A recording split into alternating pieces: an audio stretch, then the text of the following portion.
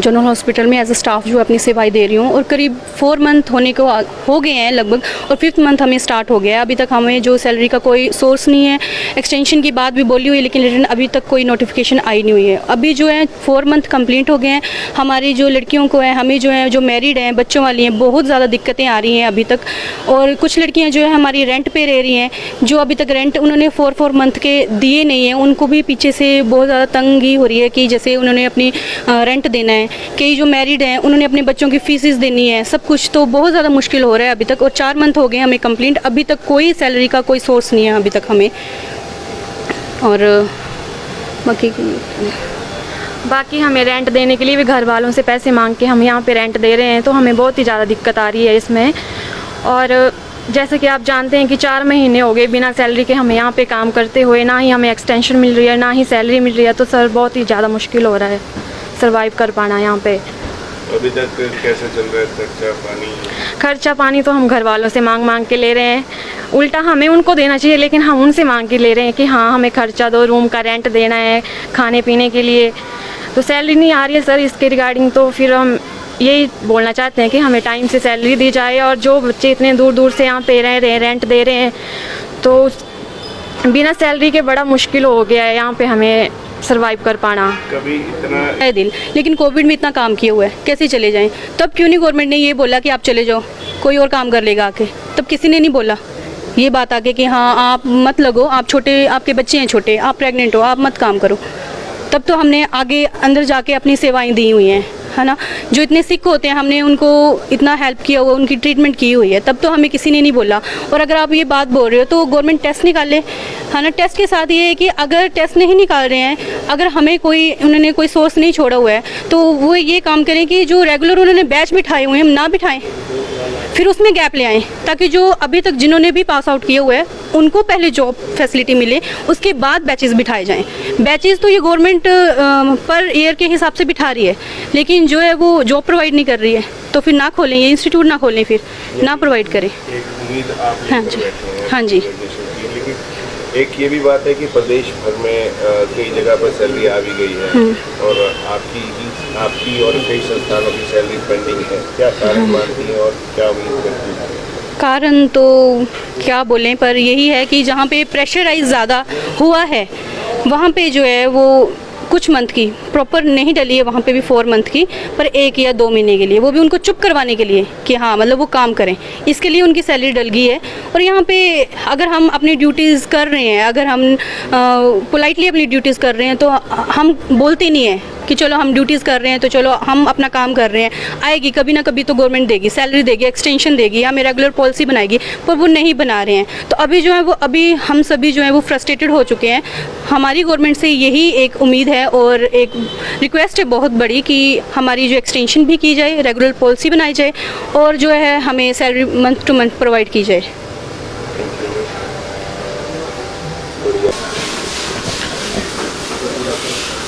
नमस्कार। तो आज फिर से नोवावैक्स कोविड एसोसिएशन यहाँ पर अपनी मांगों को लेकर एक साथ यहाँ पर एकजुट हुए हैं। तो जानते हैं आज इनकी क्या मांगे हैं। फिर से आपका स्वागत है आपका फैसला टीवी में। और आज आप यहाँ पर एकजुट हुए हैं, क्या मांगे हैं आपकी? नमस्कार, मेरा नाम लक्की चौधरी है। मैं कोविड-19 नोवावैक्स का ब्लॉक प्रेसिडेंट धर्मशाला हूँ। तो हमारी ये मुख्य मांगे हैं। एक तो हमें सैलरी नहीं मिली, 4 मंथ हो गया, हमें 5वां महीना लग पड़ा है, कोई सैलरी नहीं पड़ी हमारी। हमारा मतलब जो रोज़मर्रा की जो लाइफस्टाइल, जो कुछ भी हमारे घर की जो दिनचर्या है वो बिल्कुल मतलब ख़राब हो गई है। जो खर्चा है हमारा घर वालों से मांगने पड़ रहे हैं पैसे। कोई हमारे साथ मतलब जो शादीशुदा हैं कुछ, उनको भी मतलब घर का खर्चा चलाना ही बहुत मुश्किल हो गया है। तो हम बार बार मतलब सैलरी के लिए हमें सिर्फ आश्वासन मिलता है कि आपकी सैलरी 2 दिन में डल जाएगी, 3 दिन में, ऐसे बार बार मतलब गवर्नमेंट जो ही बोल रही है कि आपकी सैलरी 2 या 3 दिन, लेकिन अभी तक 4 महीने हो गए हमारी सैलरी को लगभग नहीं डली और 5वां महीना लग पड़ा है। और ना ही हमें जो सरकार है, सुखविंदर सिंह सुक्खू जो सीएम है, वो एक्सटेंशन के लिए तो बोल रहे हैं, लेकिन अभी तक ना तो हमें एक्सटेंशन की कोई नोटिफिकेशन मिली है, ना कुछ हम ड्यूटियाँ आ रहे हैं और रेगुलर ड्यूटी दे रहे हैं और बिल्कुल ईमानदारी से, जितना भी हमारा जो स्टाफ है पूरी ईमानदारी से ड्यूटी दे रहा है, लेकिन हमें ना तो सैलरी के लिए कोई नोटिफिकेशन हुई है, ना ही हमें कोई एक्सटेंशन के लिए नोटिफिकेशन हुई है। आप क्या करते हैं यहाँ पर? मैं बाढ़ भाई हूँ यहाँ पे। अच्छा, यहाँ पर हमारे साथ मैं लैब टेक्नीशियन हूँ, मेरा नाम तमन्ना है। और बस सेम यही है कि 5 मंथ से हमारी सैलरी जो है नहीं पड़ रही है, रेगुलर ड्यूटीज़ भी दे रहे हैं हम, फिर भी ना आगे हमारी एक्सटेंशन हो रही है ना कुछ हो रहा है। तो कभी मांग आपने रखी तो फिर क्या आश्वासन मिले, किसने आश्वासन दिए, क्या आश्वासन मिले? कोई और नहीं। चलो ठीक है, यहाँ बात करते हैं। मैम, आपकी तरफ से क्या कहना है इस सब चीज़ों के बारे में? सर मैं तो यही कहना चाहती हूँ कि जो सरकार है वो हमारे बारे में सोचे और हमें टाइम टू टाइम सैलरी दे, और हमारी जो एक्सटेंशन है उसकी हमें नोटिफिकेशन दी जाए जी। आप मुझे अनऑफिशियली बता रहे थे अपने हस्बैंड के बारे में भी, क्या हाँ जी। वाक़या था और क्या सब कुछ घटित हुआ है? सर बात ऐसी थी कि जब कोविड-19 शुरू हुआ था तो मेरे हस्बैंड भी यहाँ पे ड्यूटी करते थे, मगर 3 मंथ के बाद उनको निकाल दिया। तो सर मुझे बहुत बुरा लगा, क्योंकि जब इतना टाइम बुरा चला हुआ तो हम लोगों ने ही लोगों की कैसी कैसी हेल्प की। जैसे कि जो उनके घर वाले थे वो उनको नहीं देखते थे, वो हमारे भरोसे ही छोड़ के जाते थे उनको, तो हमने ऐसे टाइम में उनकी मदद की और फिर भी हमारे साथ ऐसा हुआ। सर मैं यही गुजारिश करती हूँ सरकार से कि हमारे भविष्य के बारे में सोचा जाए। जब आपके हस्बैंड को निकाला गया तो कितने लोगों को एक्चुअल में तब बाहर का रास्ता दिखाया गया? सर ये है कि 30 लोगों को बाहर का रास्ता दिखाया गया था। तो अब क्या करते हैं वो? अभी तो सर वो अपने बिजनेस वहाँ पे स्टेडियम में फूड चाट की स्टॉल लगाते हैं अभी। हाँ जी, ठीक है, तो यहाँ से और जानते हैं, यहाँ पर मैम निशा कटोच हैं जो इस सभी मुहिम को लीड कर रही हैं और नोवैक्स कोविड-19 एसोसिएशन की फाउंडर भी हैं। मैम प्लीज़ यहाँ पर आ जाइए और आपसे कुछ हम पूछना भी चाहते हैं कि मैम ये बताइए कि ऐसी खबर है, ऐसा समाचार है कि प्रदेश में काफ़ी जगह में सैलरी भी आ गई है पर धर्मशाला में नहीं आई है, क्या दिक्कत है? सिर्फ धर्मशाला की ही बात नहीं है, कई ऐसे स्थान हैं जहाँ पर सैलरी नहीं आई है। और मैं सबसे पहले तो धर्मशाला प्रशासन और जितने भी ज़िला कांगड़ा के अन्य प्रशासनिक अधिकारी हैं उनका धन्यवाद करना चाहूँगी कि कम से कम जो यहाँ के एम्प्लॉयज़ हैं कोविड-19 के, उनको बाहर का रास्ता नहीं दिखाया गया, आने से मना नहीं किया। कई जगह तो ऐसी भी हैं जहाँ पर उनको बाहर निकाल दिया गया, अंदर भी आने नहीं दिया जाता है, नौकरियों पर नहीं आने दिया जाता है। तो यहाँ पर कम से कम उनको जॉब करने के लिए बुलाया जा रहा है, आने दिया जा रहा है। और कहीं ना कहीं हमें अभी भी पूर्ण भरोसा है, पूरा विश्वास है हमारी सरकार के ऊपर और मुख्यमंत्री महोदय के ऊपर कि उन्होंने जो वादा किया था 19 जून को कि एक्सटेंशन दे दी जाएगी, किसी कारण से हो सकता है डिले हो गई हो, लेकिन हमें अभी भी पूर्ण विश्वास है कि वो एक्सटेंशन इनको आएगी। रही सैलरीज़ की बात, तो जैसे फाइल्स हमें पता चला था कि साइन हो चुकी है, जैसे कई जगह पे सैलरी पड़ चुकी है, तो धीरे धीरे सैलरी यहाँ भी पड़ी जाएगी, क्योंकि बिना सैलरी के काम करना बहुत मुश्किल है। 5-5 महीने तक ये लोग किस तरह से अपने घर का गुजारा कर रहे हैं वो आप देख ही रहे हैं। बहुत लेकिन यहाँ पर तो मैम बता रहे हैं कि 30-35 लोगों को पहले से ही बाहर का रास्ता दिखा दिया गया है, उनको आने से मना किया गया है, इसका क्या सोल्यूशन है? इसके बारे में क्या कहना चाहते हैं? देखिए, मैं एक रिक्वेस्ट ही करना चाहूँगी कि रोज़गार सभी का अधिकार है, जैसे स्वास्थ्य सुविधाएं सबका अधिकार है, वैसे रोज़गार भी सभी का अधिकार है।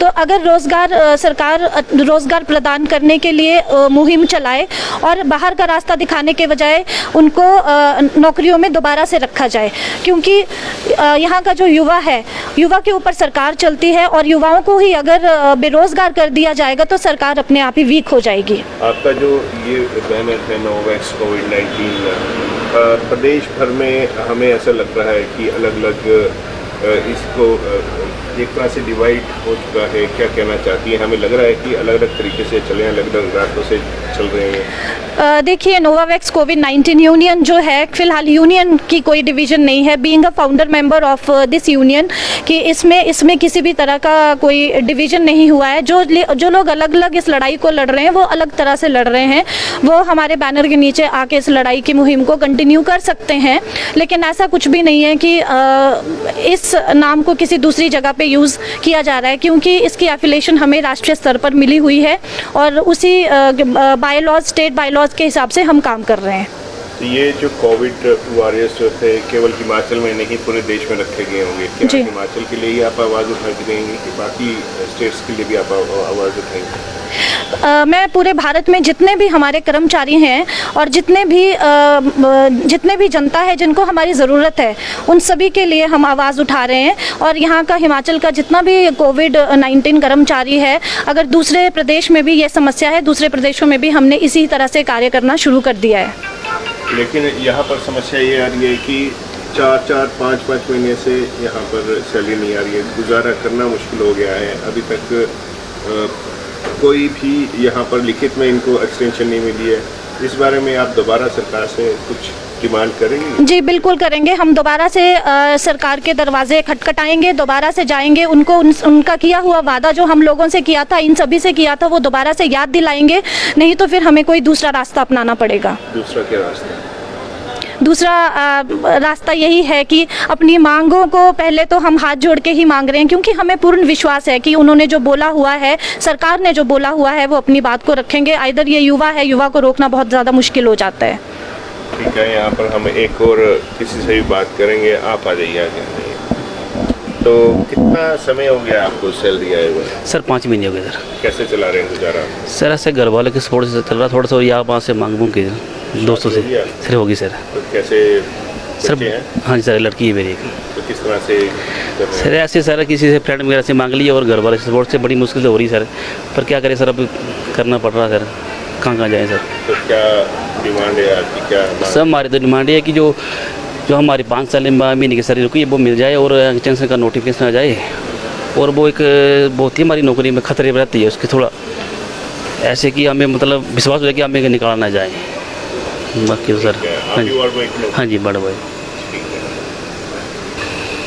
तो बाकी प्रदेशों में भी कोविड-19 जो वॉरियर्स थे उनके लिए स्थायी पॉलिसी का फ्रेमवर्क कर दिया है, हिमाचल में अभी तक नहीं किया है, क्या कहना चाहते हैं? हम सरकार से यही रिक्वेस्ट करते हैं कि जैसे अलग प्रदेशों में जो सरकार पॉलिसी वगैरह बना रही है, जैसे पंजाब या हरियाणा में बना रही है, पंजाब में भी हुआ है, तो हम चाहते हैं कि हमारे जो प्रदेश में सभी के लिए स्थायी पॉलिसी का कुछ मतलब कोई निगम वगैरह या कुछ स्थायी पॉलिसी का समाधान करे कुछ। तैयारियाँ हमारी तरफ से इनकी ऐसी हैं कि इनके लिए एक यूनियन प्रिपेयर किया जाए, इनको एक संघ में बनाया जाए और इन सबको इकट्ठे लेके चला जाए। कि काम तभी बन सकता है जब सब इकट्ठे आवाज़ उठाएंगे, किसी एक के बोलने से या 2 के बोलने से तो नहीं होगा, या अलग अलग चलें, अलग अलग तरीके से बोलें, उससे भी काम नहीं बन सकता है। तो इस वक्त कोशिशें तो यही जा रही हैं हमारी कि हम इनका पूरा काम ये इकट्ठा करके इनको एक संघ में बना के चलें, जिससे इनकी आवाज़ एक तरीके से पहुँचे सरकार तक को और सरकार इनकी आवाज़ को समझ सके कि एक्चुअल में इनको चाहिए क्या। अगर सरकार इनकी आवाज़ नहीं सुनती है और किसी कारणवश बाहर का रास्ता दिखा देती है, सैलरी नहीं डालती है, तो आप ही तरफ से कर लिया? हमारी तरफ से तैयारियां फिर ऐसी रहेंगी कि इनके लिए एक जैसे हमारे लेबर कमिश्नर्स अपॉइंटेड होते हैं, लेबर ऑफिसर्स होते हैं, तो वहाँ उनको इनकी एनरोलमेंट करवाई जाए, इनको वहाँ से इनकी एप्लीकेशंस लगवाई जाए और इनको फिर कोर्ट में लाया जाए, कोर्ट में, लेबर कोर्ट में इनकी वहाँ पे पैरवी करवाई जाए और वहाँ फिर अदालत के रास्ते इनको फिर इनका इंसाफ किया जाए।